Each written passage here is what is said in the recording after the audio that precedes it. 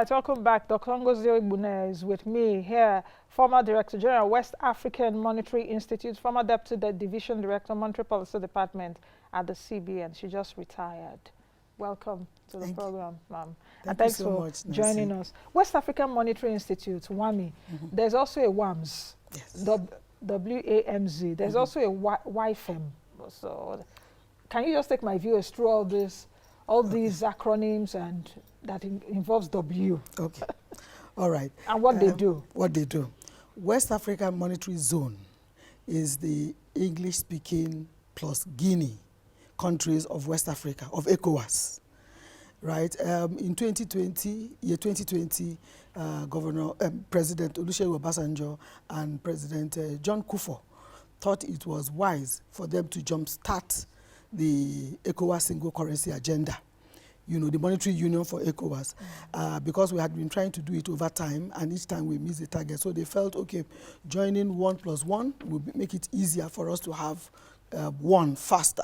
That is the Anglophone and the Francophone West Africans to join together to make it faster for us to, jumpstart or leapfrog into the monetary union. And so they set up the WAMS, and the institution of the WAMS is the Institute, West African Monetary Institute, where I just retired from. And that institute is an institute of the WAMS that was initially set up to make sure that we have economic and financial integration and a single currency in the zone. Now, with missing the target over time, in 2005 we missed the target, 2009 we missed it, we set it up again for 2015, and in 2014 ECOWAS in their wisdom, which is the umbrella body, now decided that since the two-track approach is not working, maybe we should go back to the one track. And so they set up a roadmap with the vision to have a single currency by the end of 2020. Of course, you and I know what happened to COVID with 2020 and all that, but suffice to say that we missed that target because most of our countries were not meeting the multilateral, meeting the convergence criteria that we set for ourselves on a consistent basis, and so we missed it. YFM is a training institute for the West African Monetary Zone, as well as all the countries in ECOWAS. They do some program for ECOWAS, but they do mainly the programs for the West African sub-region, especially the zone WAMS, training on financial matters and economic matters. So that's it, and its headquarters is in Lagos, Nigeria. And so that's it for WAMS, WAMI, and YFM. Yes. I needed you to, clear that. To clear all this Yes. because some people may see all that, but like, what is this? Yes. But I needed to clear that. Yeah. Now, let's talk about the Pan-African Payment and Settlement System, which I know is also very dear to your heart. Yes. Africa has got, I think, its first wide digital payment system to facilitate payment for goods and services across the continent in local currencies. Can you just speak about that and perhaps what it entails? Okay. The PAPSS, Pan-African Payment and Settlement System, Another acronym. is another acronym for the Pan-African Payment System. Payment system is the enabler for trading. If you do a transaction now and you pay me by bank transfer, you just use the payment system platform. So it's a product of Afri-Exim Bank, and they are using the WAMS as a pilot region to perfect the settlement, clearing, and production of goods and services intra-Africa.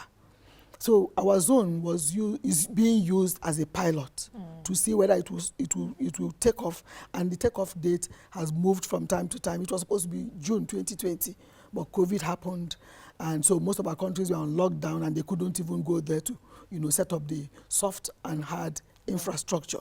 So now they've gone ahead to do it, and we've gone a live test once or twice, but they're still perfecting it. And if all things go well, it should go live at the end of March 2021. That means that if it goes live and they succeed, then it means that they can now replicate it throughout Africa for the intra-African trade.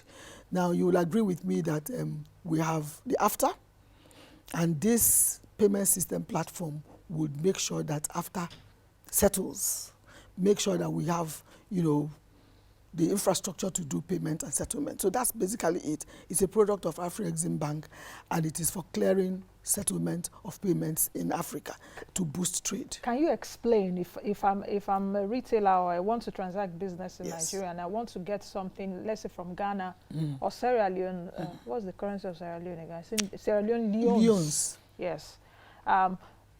If I pay in Naira, what will happen to that vendor in South Africa, in Sierra Leone? Because it's WAMS we're talking WAMS about. is made up of countries, namely Gambia, Ghana, Guinea, Liberia, Sierra Leone, and Nigeria. And those are the countries that are being used as a pilot. Now, if you want to buy a bottle of water, for instance, from Sierra Leone, and you see it online, and you want to pay for it, you can pay for it. If it is 10 Naira, you pay for it in 10 Naira, and it is settled to the seller in Sierra Leone in leones, whatever that rate is in leones. Now, you don't bother yourself anymore about going through the third currency, being the dollar. You have settled yourself in your local currency, and the seller gets his or her own local currency remitted to his own account in his own currency.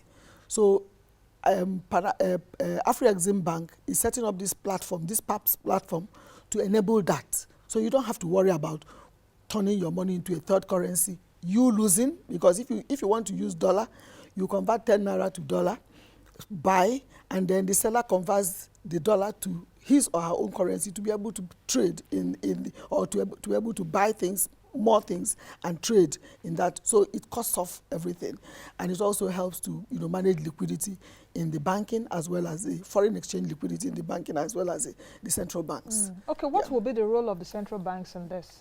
Well, the central banks within the WAMS region, yes. and even when they go Africa, yes, the central banks will be involved, because of course they are the custodians, and you know that every central bank's act is that they defend the currency, and they also maintain the international rate of their currencies. So now what they will be doing is to see that transaction within their own space. For instance, once you do a transaction with a commercial bank, it records in the central bank books, and they see it. And they will first of all know whether it is something, what you're buying, is it something that is allowed in the economy for that time? You know, if it's allowed, it goes through. And the platform is so beautiful that it is pre-funded. So you can't just go to your bank and say, oh, I want to buy this, without having fund in your account. You know, it's pre-funded, so you have to have money in your account for the commercial bank to deal. And once the commercial bank deals, the central bank sees it before Afri-Exim clears it.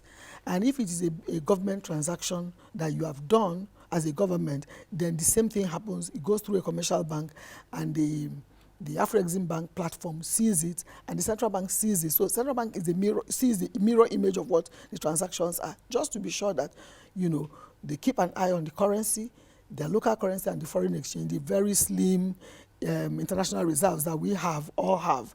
They have to keep an eye on them, and to be able to ensure that the goods and services that are being bought are needed in that economy, and to manage it better. How much interaction are we seeing among central banks in the WAMS region, that's in the West Africa? Because, okay, vis-a-vis even the collapse, so to speak, of the common currency which we were mulling earlier on, I don't know if it will also be swallowed by AFTA now. The single currency that we're working with, ECOWAS, yes, is still very much on board. Even with the shenanigans and the wahala we saw, is it 2019? No. It is still very much on board. ECOWAS and all the countries are still talking about it and still working towards it.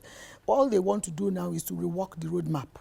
You know, we had a roadmap we are following. Even now, though Francophone people also adopted the ECO. You know the problems that came up there. Even the French president. Yes. We also saw a bit.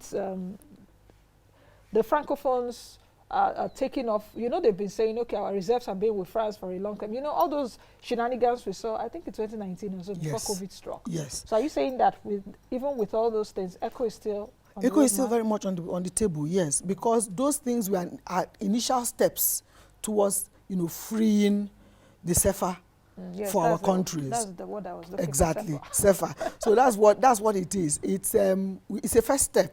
They were seriously tied and their reserves were domiciled in France. Yes. Now they've taken possession of it. All their monetary policy activities are now independent of France. So it's a first step, and the single currency agenda is still very much on the table. You know all the benefits of single currency, and we are not losing sight of it at all. So yes, we might have a single currency, but the date would now shift. We are working towards the activities of the roadmap, reworking it, and then seeing how we will set a new target, and then look at our convergence criteria. Some of them, are they still relevant? Can we reduce or increase some of them? Like the fiscal policy convergence criteria, most of our countries miss it. Why? Because we have an election cycle, and you notice that whenever there's election, there's fiscal spending, and they keep missing it. They will meet it once or twice, and towards the election they miss it.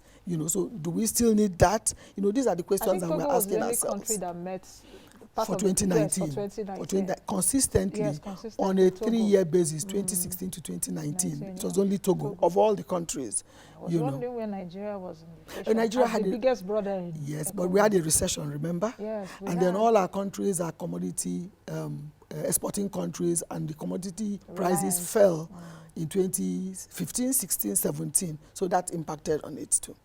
Yeah. With what we're seeing, it seems from my own eye view, it seems that the payment system is always a step further. The advancement in payment system is always a step further than even whatever system in the country. Yes. If you take a look at even our payment system in Nigeria, we've advanced. Yes.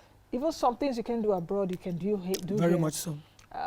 The same way this PAPSS seems to be. Yes. Why? Because it is the fulcrum of trade. You can't trade without settlement, and you don't have to carry money to Europe or another country. We have a large informal sector in Africa. Cross-border trade is being driven by them. Now, how do they trade? You see these women carrying cash across the border.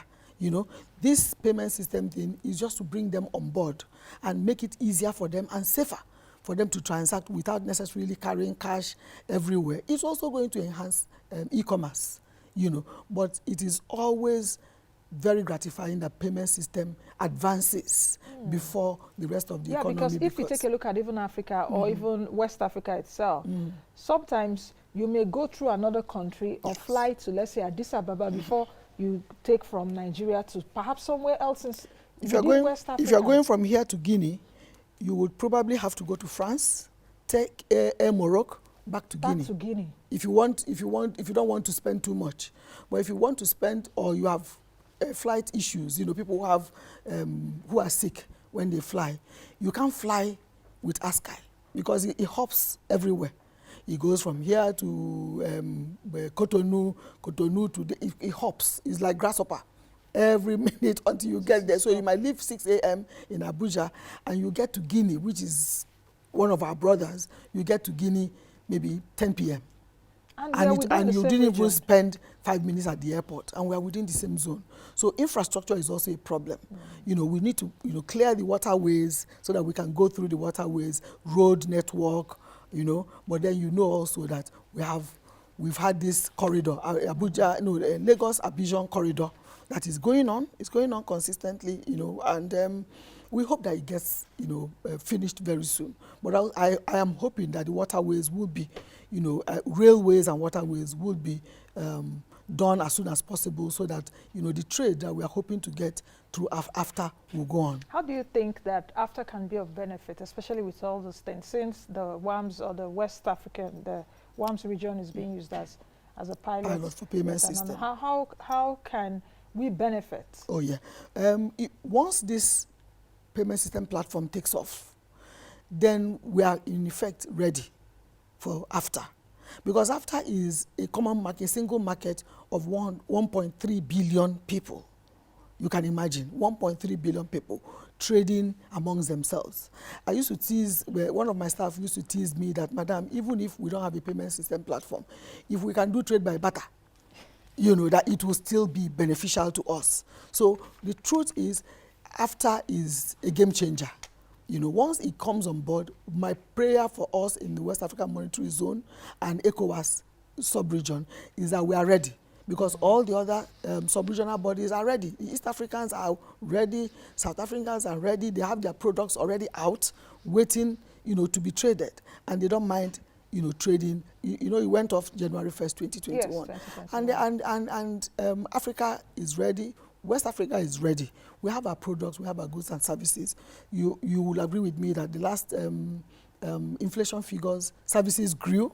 Who would ever think that it would grow like that? You know, so those are the things. So that e-commerce is an indication. So for people watching right now, key into what is being said. Very true. Just sit down, waiting like see, a lion to pounce. Don't even wait. Start doing something. Start doing something. Start playing, even without the payment system platform being on. Start playing, start settling, so that when it comes on, you will see the benefits. Nobody will tell you, because it costs for you. It shortens the transaction time, you know, for payment and all that. And the most important thing is that you don't have to think about how you are settling the other person. Okay. It settles on your own currency within seconds. It's just at the click of button. Yes. I want to say many thanks for joining us. Thank you. Today. Thank I've you. been speaking with Dr. Ngozi Egbuna, who was the former Director General, West African Monetary Institute, WAMI, former Deputy Division Director, Monetary Policy Department at the Central Bank. Just before we go, on our social media handle on Twitter, you've been seeing a lot of questions where we try to promote financial intelligence, financial literacy also on our social media handles. We have a question there. Is car, that's your vehicles, is it an asset or a liability? And we got some comments. Can we see that quickly? We got some comments online if people think a car is an asset or a liability. Ma'am, what do you think? It's both. It's both. It's an asset because you can use it to get funding. But it's also, yeah, it's an asset. But then it's also a liability if you can't afford to run a car and you're having a car. Then it becomes a liability for you, because you have to service it, you have to put fuel in it, you have to run it on the road, and you have to pay all your dues. You know, you can't just afford to carry a car on the road without insurance.